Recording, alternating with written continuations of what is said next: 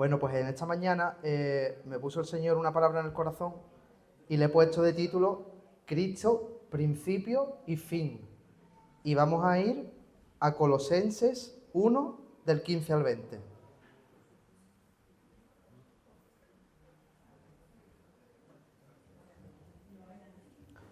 Colosenses 1, del 15 al 20.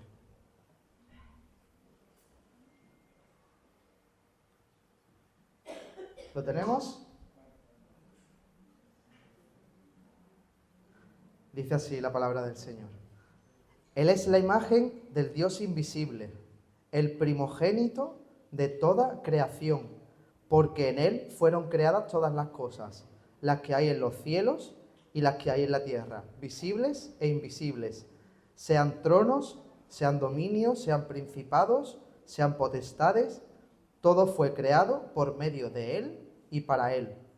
Y Él es antes de todas las cosas, y todas las cosas en Él subsisten. Y Él es la cabeza del cuerpo que es la iglesia. El que es primero, el primogénito de entre los muertos, para que todo tenga la preeminencia, por cuanto agradó al Padre que en Él habiese toda plenitud y por medio de Él reconciliar consigo todas las cosas, así las que están en la tierra como las que están en los cielos, haciendo la paz mediante la sangre de su cruz. Hermanos, en esta mañana nos podemos encontrar en uno de los textos más cristológicos, que se le llama, de la Biblia. Uno de los textos más elevados del Nuevo Testamento.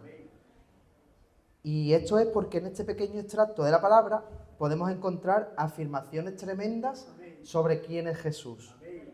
No solo, como todos sabemos, como nuestro Salvador, sino en relación con Dios, con la creación, con la Iglesia y con la resurrección.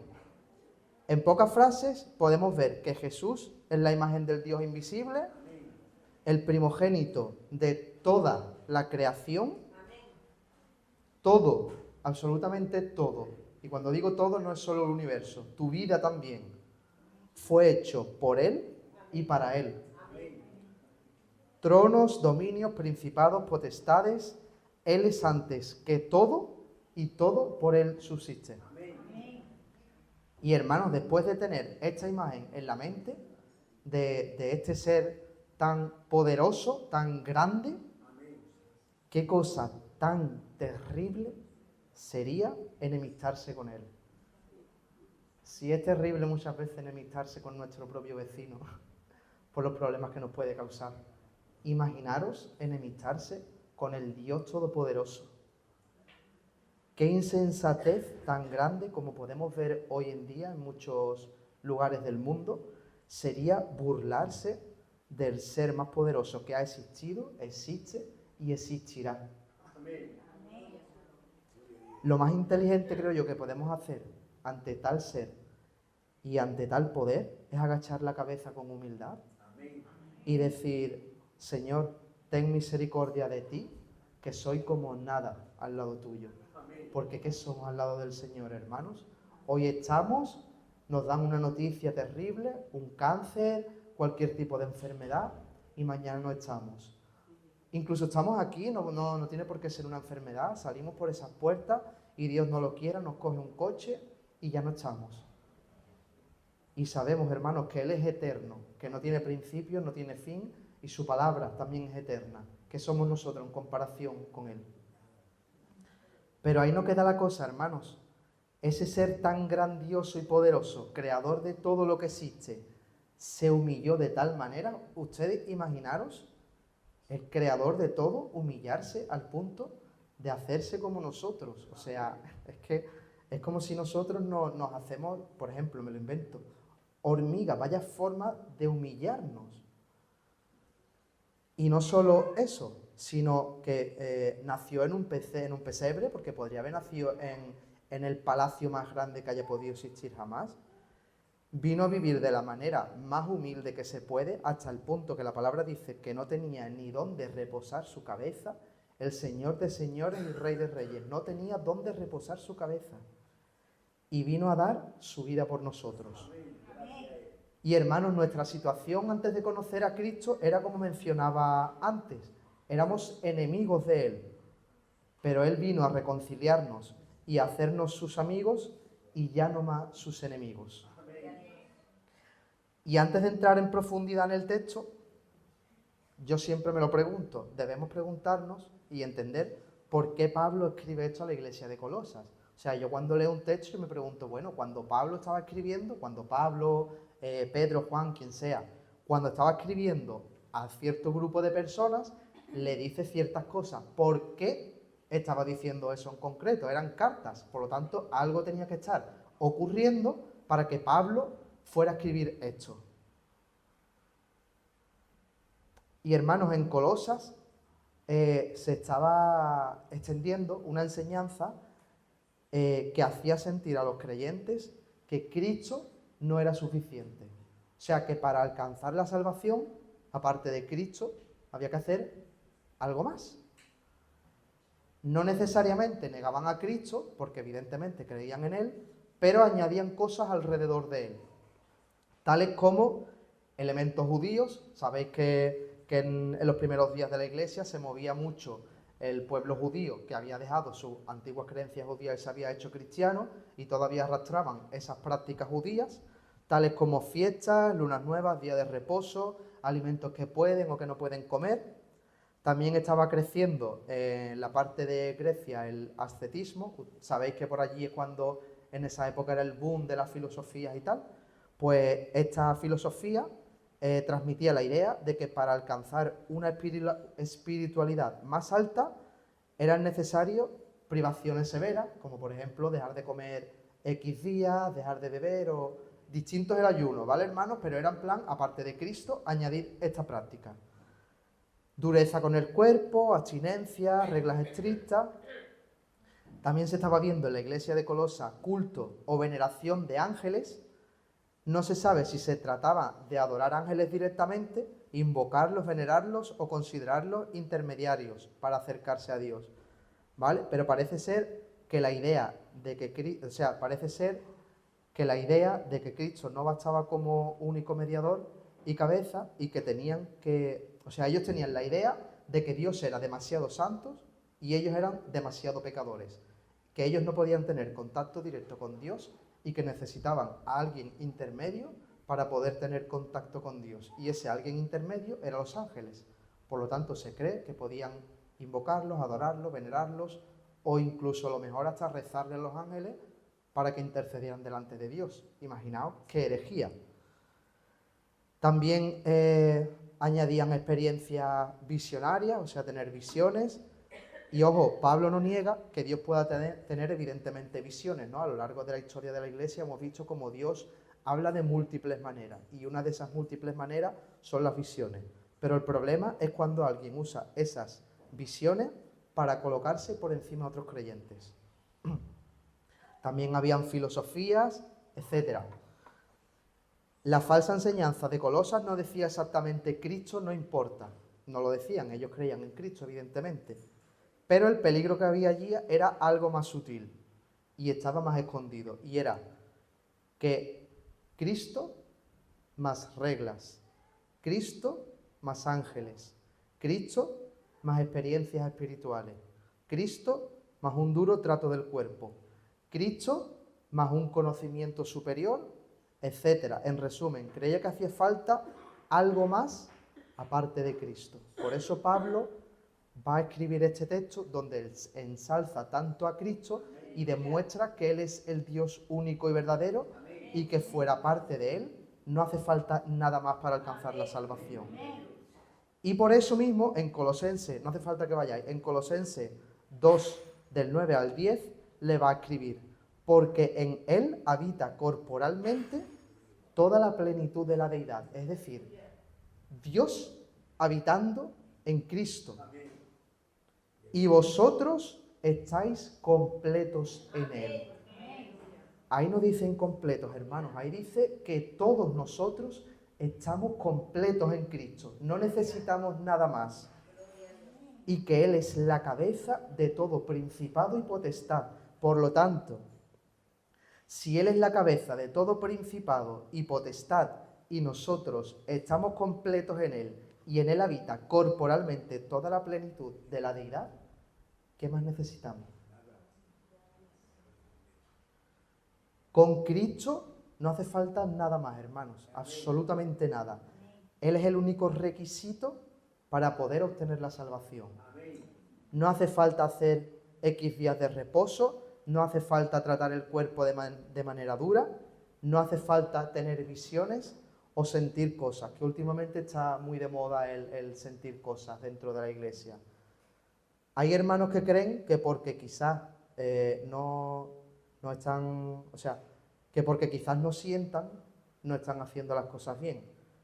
Y hermanos, nuestra relación con Dios no es algo de sentimientos, es algo de fe y de obediencia. Nosotros no tenemos que sentir nada, que amén, evidentemente, en nuestra relación con el Señor nos habla, Él nos hace quebrantarnos, pero que no es un requisito, hermanos. Nosotros simplemente tenemos que creer y obedecer al Señor. No hace falta tampoco hacer ningún tipo de ritual raro, ni usar filosofías vacías y huecas, como dice Pablo, ni siquiera obras. Porque dice la palabra en Efesios 2, 8 al 9, porque por gracia sois salvos por medio de la fe, y esto no de vosotros, pues es don de Dios, no por obras para que nadie se gloríe. Y hermano, aquí me gustaría puntualizar un tema, y es que evidentemente la salvación es única y exclusivamente por fe, fuera. No hay obra que nosotros hagamos que nos pueda hacer salvos. Pero, si nuestra fe es verdadera, se tiene que demostrar con obras. Como dice Pablo, nuestra fe tiene que ser una fe viva.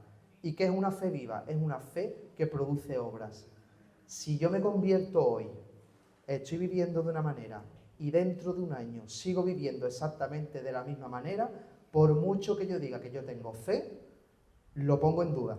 Porque cuando alguien tiene fe viva y verdadera, esa fe produce cambios. Y hay una frase, hermanos, que se la escuché a un pastor de aquí de Cádiz que me gustó mucho, que dice: Cristo más nada es igual a todo. Todo menos Cristo es igual a nada. Y en relación a lo de las obras, hermanos, también escuché una vez una frase que me conmovió mucho el corazón, ¿no? Que decía: el día que estemos en la eternidad, si alguien, cualquiera de nosotros, imagináis, yo me muero primero, ¿no? Y os encuentro a ustedes y os digo: bueno, hermano, ¿a ti qué es lo que te ha hecho merecedor de estar aquí? A ti, a mí, a cualquiera. Hermanos, la única respuesta posible sería decir que nada de lo que hicimos nos hizo merecedores de estar ahí arriba. Nada. Solo Cristo con su sacrificio en la cruz. Por este motivo, Pablo va a escribir a Colosas, porque se habían infiltrado en la iglesia todo este tipo de pensamientos. Y va a demostrar de que Cristo es suficiente y que absolutamente todo lo demás sobra. Y analizando el texto, hermanos, vemos que Pablo comienza diciendo que Cristo es la imagen del Dios invisible. Y para ello, ¿vale? En el texto original usa la palabra griega eikon. Esta palabra no debe entenderse como si Cristo fuera simplemente un reflejo, una sombra o una copia inferior de Dios. Pablo está diciendo algo mucho más profundo, y es que en Cristo el Dios que es invisible se ha dado a conocer de manera visible y real. Es decir, nuestro Dios, el cual evidentemente no podemos ver porque es espíritu, se hizo carne para habitar entre nosotros. No que Cristo es alguien inferior a... No, se hizo carne para estar en medio de nosotros, para vivir como nosotros y para morir por nosotros. Dios es invisible para los humanos. Evidentemente no podemos verlo, medirlo, ni siquiera llegar a comprenderlo. Podemos llegar a conocer una ínfima parte de Él, pero no podemos conocer a Dios en su plenitud hasta que estemos evidentemente delante de su presencia. Pero Pablo va a escribir que ese Dios invisible se ha revelado en Cristo. Es decir, cuando miramos a Cristo, no estamos viendo una imagen distorsionada de Dios, sino la expresión fiel de quién es Dios. Y hay un ejemplo que me gusta mucho, que es como el de la imagen que deja un sello. Cuando nosotros ponemos un sello sobre la cera, este deja una marca que corresponde con su forma. Al mirar esa marca, podemos saber cómo es el sello que dejó esa marca. Del mismo modo, al nosotros mirar a Cristo, podemos entender la naturaleza, el carácter, la voluntad y el corazón de Dios. Por esto, hermanos, Jesús dijo en Juan 14:9, el que me ha visto a mí, ha visto al Padre. No estaba diciendo simplemente, yo os hablo acerca del Padre. Es decir, Jesús no hablaba, no solo hablaba del Padre, sino Él estaba diciendo, en mí estáis viendo cómo es el Padre. Cristo no solo enseña sobre Dios, Cristo revela a Dios. Y esto nos lleva a una idea completamente libertadora para nosotros. Si Cristo es la imagen del Dios invisible, entonces no necesitamos buscar otro mediador, no necesitamos buscar otra revelación, otro camino espiritual o algún conocimiento para llegar a Dios. En Cristo no tenemos una parte de Dios, ni una aproximación incompleta a Dios. En Cristo tenemos la revelación plena de Dios. Amén. Por eso, escuchar a Cristo es escuchar la voz de Dios. Amén. Acercarse a Cristo es acercarse a Dios. Amén. Y recibir a Cristo es recibir al Dios que en Él se ha manifestado. Así que, hermanos, Pablo, desde esta primera frase, está levantando a Cristo por encima de cualquier otro mediador, rito o religión. Está diciendo a los colosenses y también a todos nosotros, no busquéis fuera de Cristo lo que solo puede encontrarse en Él. Porque el Dios invisible se ha hecho visible en su Hijo y en Él tenemos acceso directo al Padre. A continuación podemos ver cómo Pablo dice que Cristo es el primogénito de toda la creación. Y aquí cuidado, hermanos, porque este texto lo usan muchas personas para decir que Jesús fue un ser creado. ¿Por qué? Porque si dice que es el primogénito de toda la creación, puede dar a entender de que Cristo es un ser que ha sido creado. Pero no es así, hermanos.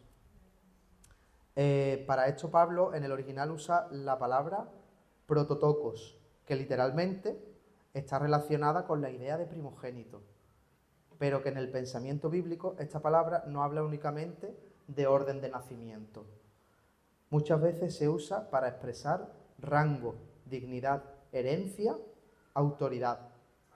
Y en la cultura del Antiguo Testamento, el primogénito era aquel que recibía una posición especial dentro de la casa. Representaba la continuidad del nombre del padre, tenía derecho a la herencia y ocupaba un lugar de autoridad sobre la familia. Por eso, cuando Pablo llama a Cristo el primogénito de toda la creación, no está diciendo que Cristo haya sido creado, sino que Cristo tiene la autoridad sobre toda la creación. No lo está poniendo dentro de la creación, sino por encima de ella. De hecho, el propio contexto lo deja claro al momento, ya que Pablo continúa escribiendo, porque en Él fueron creadas todas las cosas. No que Él fue creado dentro de todas las cosas, sino que en Él fueron creadas todas las cosas. Él explica por qué Cristo es el primogénito de toda la creación. No porque haya sido creado, sino porque Él es el creador de todo. Amén. Todas las cosas fueron creadas en Él, por medio de Él y para Él. Amén. Y eso significa que Cristo no es alguien más dentro del universo. Él es el origen, el agente y el propósito de toda la creación. Todo existe por Él y todo existe para Él. Amén. Lo visible, lo invisible, lo terrenal, lo celestial, los tronos, los dominios, los principados y las potestades, absolutamente todo está bajo su autoridad.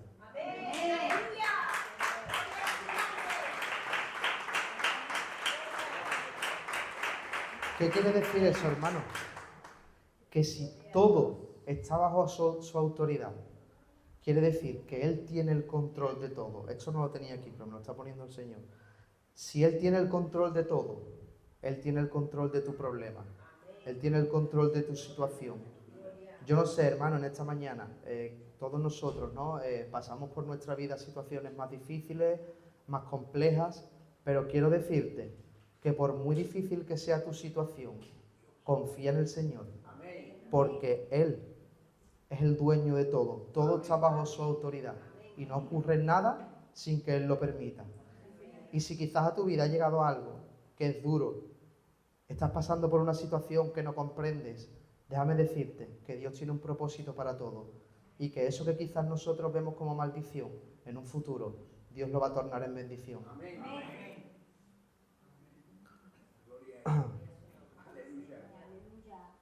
Hermanos, y aquí aparece una aplicación directa para nuestras vidas. Si Cristo es el dueño de toda la creación, como estaba diciendo antes, Él es también el dueño de nuestra vida. No solo es Señor del cielo, no solo es Señor de la tierra, de los ángeles, de los poderes espirituales. Él es Señor de nuestro corazón. Él es Señor de nuestra casa, de nuestra familia. Él es Señor de nuestro tiempo, de nuestros planes, de nuestro bolsillo, de nuestros bienes y de nuestras decisiones. Hermanos, y yo el primero, a veces confesamos con la boca que Cristo es Señor de todo. Él es Señor de nuestra familia, Él es Señor de nuestra economía, Él es Señor de nuestra casa. Pero vivimos como si hubiera áreas que todavía no nos pertenecen solo a nosotros. No doblegamos esas áreas de nuestra vida al control del Señor. Decimos, Señor, mi vida es tuya, pero luego reservamos para nosotros nuestro bolsillo. Vemos un hermano que está pasando necesidad y no somos capaces de ayudarle con una pequeña compra o cualquier cosa. No somos capaces de entregarle nuestros deseos, nuestra agenda.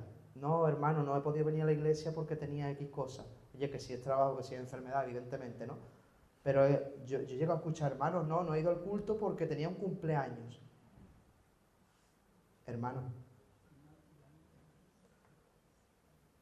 ¿no ponemos también muchas veces bajo los deseos del Señor nuestros proyectos o nuestra voluntad? Hermano, y con lo de los proyectos quiero poner un ejemplo personal que estuve hace poco trabajando en abril con el tema de la IA, el desarrollo de las aplicaciones. Como ustedes saben, soy desarrollador de aplicaciones, se hace mucho más rápido.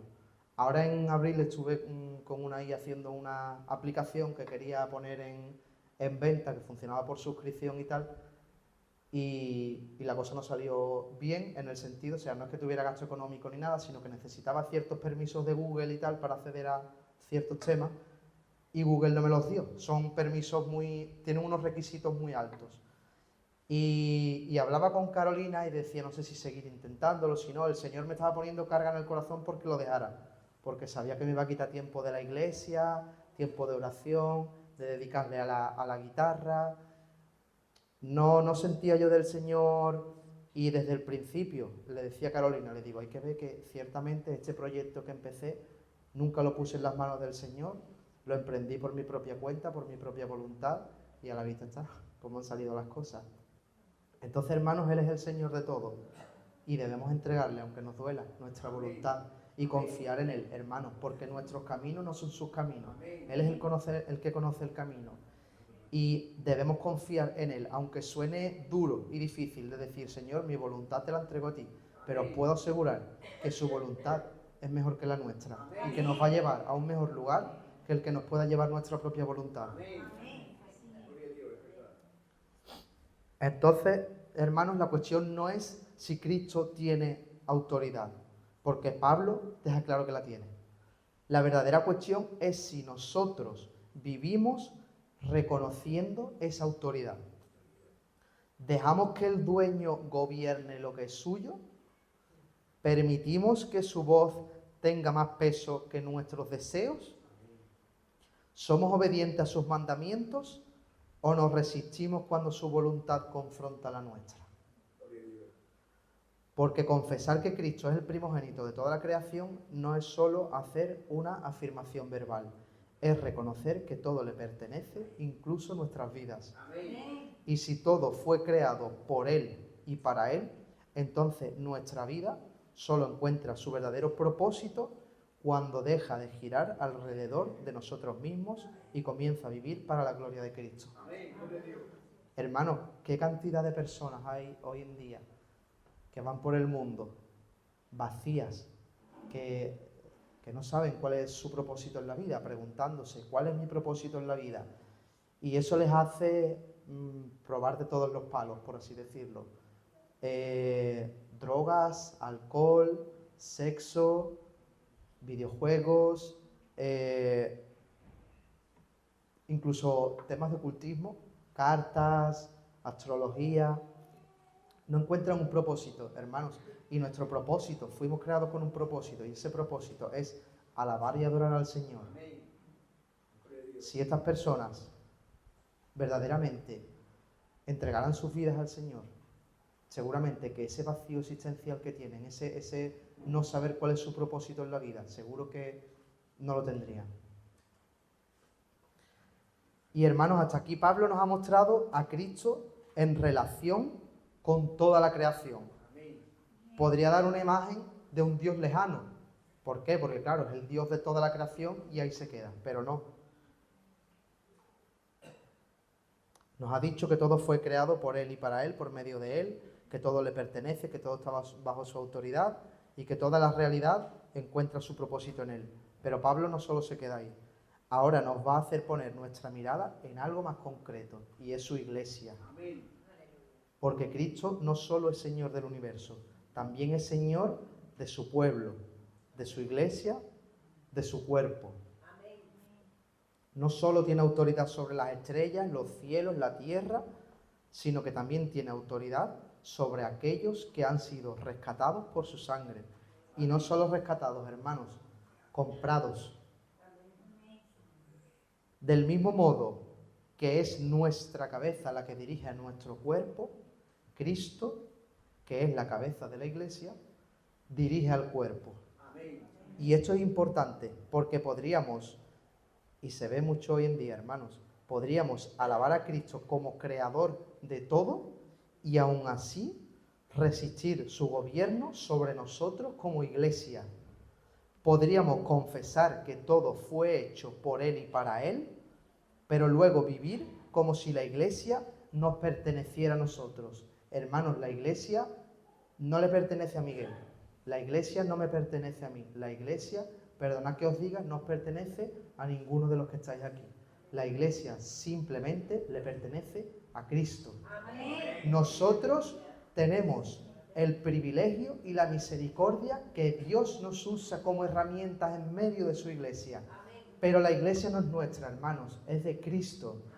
O sea que tenemos que tener mucho cuidado lo que hacemos en la iglesia, porque no somos los dueños, es el Señor.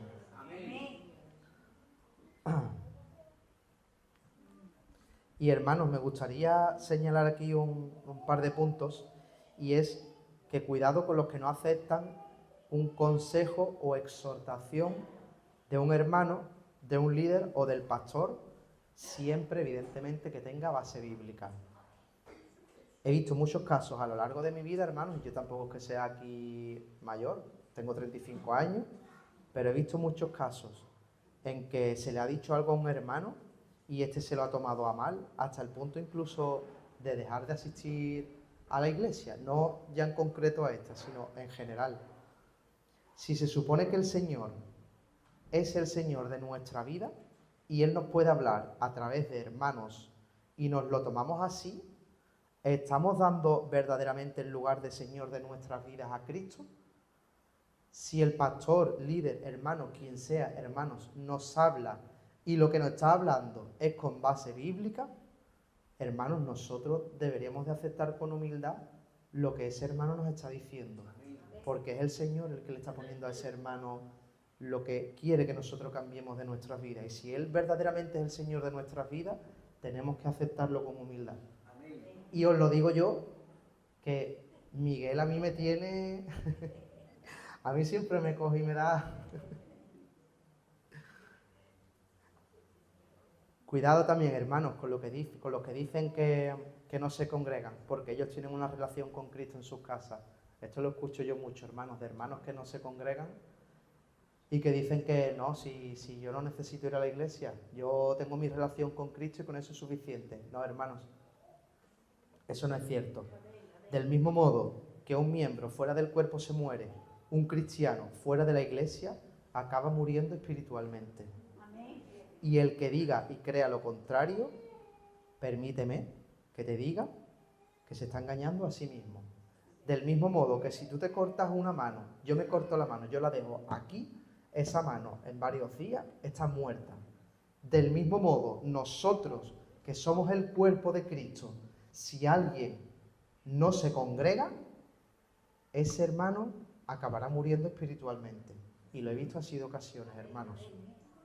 Hermanos que han estado apartados años porque dejaron de congregarse por X motivos o por Y, y luego al final con los años han vuelto y tal, o no, pero que fuera de la iglesia, hermanos, nos enfriamos y morimos espiritualmente. Distinto, evidentemente, es que por cuestiones de trabajo, por enfermedad, porque no hubiera una iglesia cercana en un sitio donde estuvieras o lo que sea, vale. Pero habiendo una iglesia donde congregarnos, hermanos, habiendo un cuerpo al que pertenecer, habiendo hermanos con los que caminar, con los que servir, con los que ser corregidos, con los que ser animados, edificados, rechazar voluntariamente la vida del cuerpo, es algo muy peligroso, hermanos. Porque Cristo no ha diseñado la vida cristiana para dejarla, no ha diseñado la vida cristiana para vivirla de una manera solitaria. Como ayer en España oramos por ti, decía el hermano que estaba predicando, no somos llaneros solitarios, hermanos. Y precisamente tenía esa palabra aquí y la busqué, ¿no?, por curiosidad, y dice que en el lenguaje cotidiano se utiliza como una expresión o metáfora para referirse a alguien que actúa, trabaja o vive completamente por su cuenta, sin depender de un equipo, sin pedir ayuda o prefiriendo la independencia extrema. O sea, alguien que va completamente, y me vaya a perdonar la expresión, pero a su rollo, a su bola. Alguien que le da igual exactamente todo lo que están a su alrededor. Hermanos, Cristo no nos llama a vivir de esta manera. Cristo nos llama a vivir como un cuerpo, como una familia. No podemos vivir separados, hermanos. No somos miembros sueltos, no somos piezas independientes. Todos y cada uno de los que estamos aquí formamos parte del cuerpo. Y un cuerpo no funciona cuando cada miembro decide vivir por su cuenta. El ojo no puede decir yo no necesito al cuerpo, la mano no puede decir yo me basto a mí misma, el pie no puede separarse y seguir caminando como si nada hubiera pasado. Un miembro separado del cuerpo no se fortalece, hermanos, se debilita, no madura, se apaga, no crece, se seca. Y esto no lo digo para condenar a nadie, evidentemente, hermanos, sino para advertir con amor. Nadie es tan fuerte como para vivir la fe lejos del cuerpo de Cristo.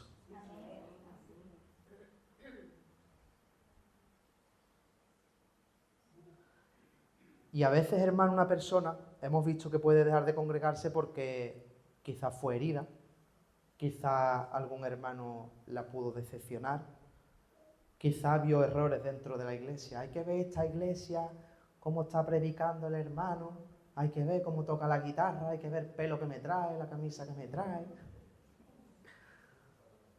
Quizás porque recibió también una corrección que no le gustó o porque simplemente se enfrió. Y es verdad, hermanos, que en la iglesia hay personas imperfectas. Es verdad que hay errores, es verdad que hay debilidades y es verdad que hay momentos difíciles. Pero la respuesta a las imperfecciones del cuerpo, hermanos, no es separarme de la cabeza, ni aislarme del cuerpo, sino volver a Cristo y aprender a caminar en humildad, perdón y obediencia. Amén. Porque si Cristo es la cabeza de la iglesia, entonces mi relación con Cristo no puede separarse de mi relación con su cuerpo. No puedo decir amo a Cristo, pero no quiero nada con su iglesia, porque si Cristo estuviera separado de aquello, no puedo decir amo a Cristo, pero no quiero nada con su iglesia. Hermanos, Cristo dio la vida por su iglesia. ¿Quiénes somos nosotros para vivir amando a Cristo y no amando a la iglesia? ¿Somos nosotros más que nuestro Señor? Y aquí hay algo, hermanos, que debemos examinar con sinceridad. Muchas veces decimos que Cristo es nuestra cabeza, pero en la práctica queremos seguir siendo nosotros quienes decidimos. Queremos que Cristo nos salve, pero no que nos gobierne. Queremos que Cristo nos bendiga, pero no que nos corrija. Queremos que Cristo nos consuele, pero no que nos confronte. Queremos formar parte del cuerpo, pero sin someternos al orden, a la dirección y al cuidado que Cristo ejerce sobre su iglesia. Y hermanos, si Él es la cabeza, entonces Él es el que tiene derecho a dirigir.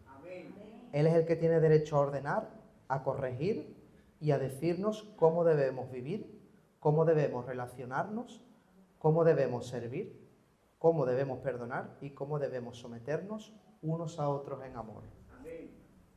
¿O acaso, hermano, tu mano es la que decide por ti? ¿Tu pie es el que decide por ti? No, ¿verdad? Es tu cabeza.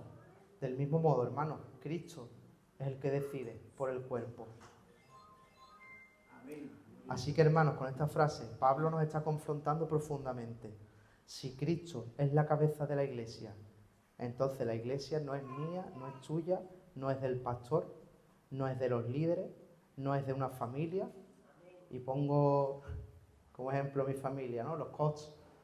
Alguna vez que otra, en plan de broma, he escuchado la iglesia le pertenece a los coaches.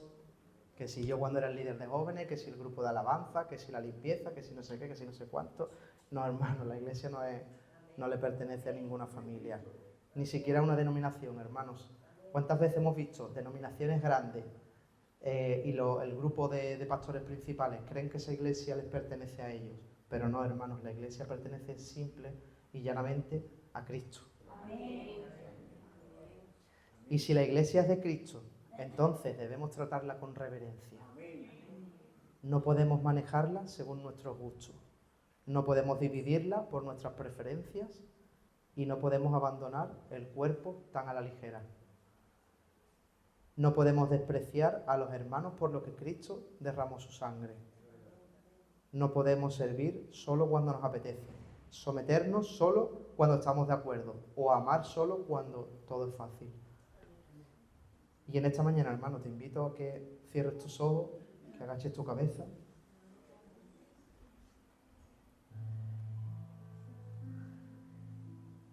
En esta mañana, hermanos, deberíamos de preguntarnos algo. ¿Reconozco que Cristo es el Señor del universo? Pero aparte de esa pregunta, también deberíamos preguntarnos, ¿reconozco que Cristo es la cabeza de la iglesia?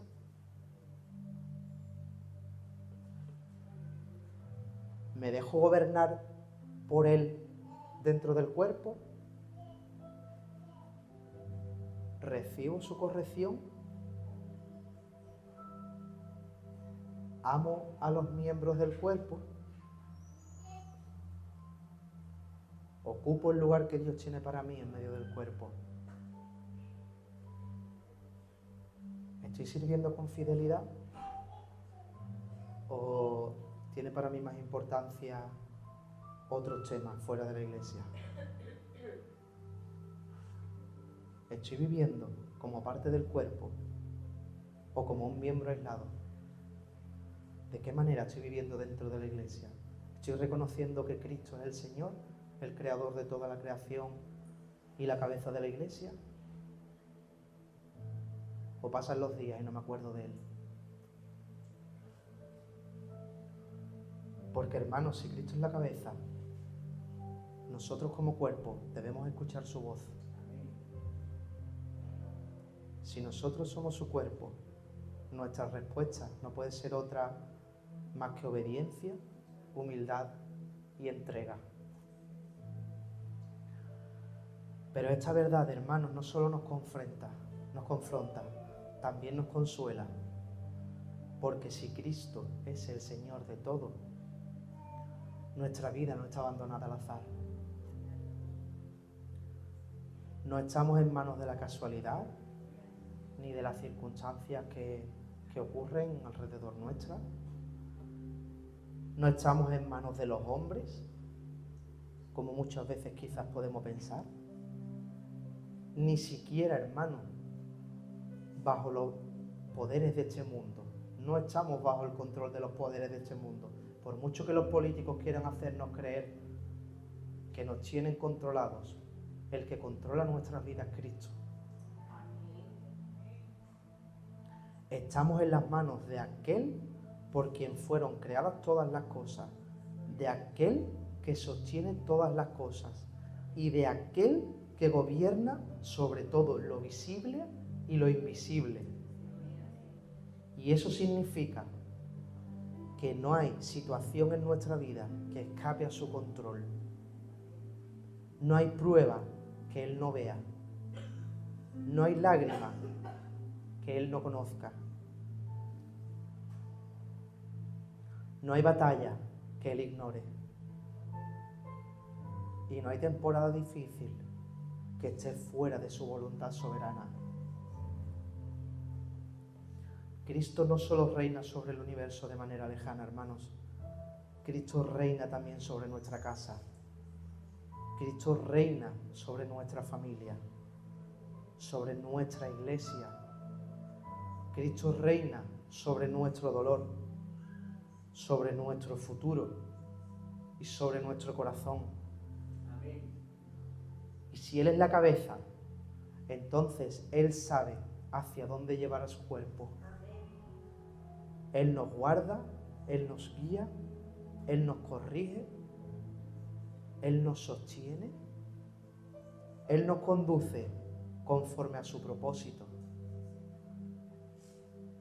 Quizás nosotros no entendamos lo que estamos viviendo en este momento, pero podemos descansar en que nada pasa por encima de su voluntad. Nada llega a nuestra vida sin que Él lo permita. Y nada de lo que Él permite queda fuera de sus manos. Por eso, hermanos, podemos obedecerle con confianza. No nos sometemos a un Señor cruel, indiferente, distante, sino que nos sometemos a Cristo, la cabeza de la Iglesia, el dueño de nuestra vida, el Salvador que derramó su sangre por nosotros. Si Él nos manda, es para vida. Si Él nos corrige, es para restaurarnos. Si Él nos guía, es porque Él conoce el camino. Y si Él permite una prueba, es porque incluso allí Él sigue obrando para su gloria y para nuestro bien. Así que, hermanos, como iglesia, no vivamos como un cuerpo sin cabeza, ni como miembros aislados, ni como personas que todavía se pertenecen a sí mismas. Vivamos bajo el gobierno de Cristo. Vivamos escuchando su voz, obedeciendo su palabra, amando a su pueblo y descansando en su soberanía. Porque Cristo es Señor de todo, Señor de la creación, Señor de la iglesia y Señor de nuestra vida. Y si Él tiene el control, entonces podemos rendirnos sin miedo, obedecer sin reservas y descansar con esperanza. No sé si hoy quizás pueda haber aquí alguien que aún no tenga a Cristo como Señor y Salvador de su vida. No sé si hay alguien que quizás nunca haya tenido un encuentro con el único Dios vivo y verdadero, aquel que dio la vida por todos nosotros en la cruz. En el caso de que haya alguien aquí que aún no lo hayas hecho, no te preocupes. Hoy tienes la oportunidad. ¿Sientes quizás que la vida te ahoga? ¿Te ves rodeado de gente, pero te sientes solo? ¿Te asfixian los problemas de la vida y no te dejan dormir por las noches, calentándote la cabeza por esta situación, por aquella? ¿No tienes paz en tu vida? Mira lo que dice el Señor en Filipenses 4:7. Dice: y la paz de Dios, que sobrepasa todo entendimiento, guardará vuestros corazones y vuestros pensamientos en Cristo Jesús. Jesús es el único que te puede dar la paz que tanto ansías. Él es el que te va a dar la paz que el ser humano no puede comprender, porque aun estando rodeado de problemas, vas a estar tranquilo, sabiendo que Dios tiene el control de todo y que no estás solo en la situación que estás pasando. Jesús puede darte esto en esta mañana, pero Él no te va a obligar a nada. Él es un caballero. Eres tú el que debe dejar que Él venga a ti. Y eres tú el que tiene que dejar que Él empiece a vivir contigo.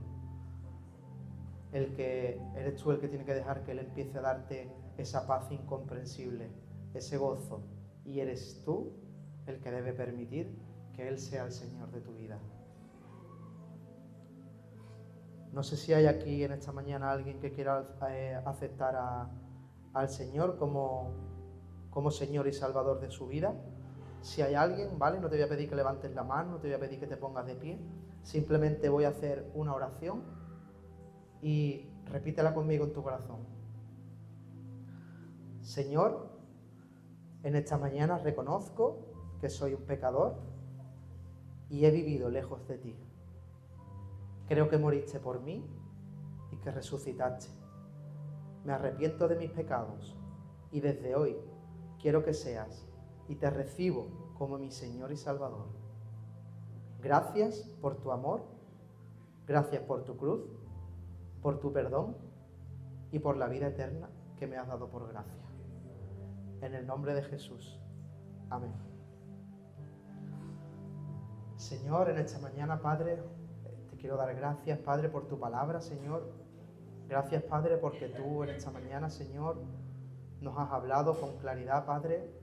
Tú nos has hecho ver, Señor, que tú eres verdaderamente el Señor de todo, Padre. Tú eres el dueño de todo, Señor, y que no necesitamos nada fuera de ti, Padre, para poder llegar a Dios, para poder alcanzar la salvación, Señor.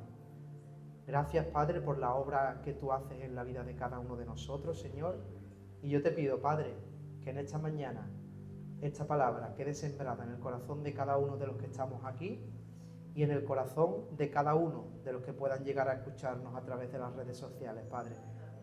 Gracias te doy por todo, Señor, y te lo pongo todo en tus manos. En el nombre de Jesús.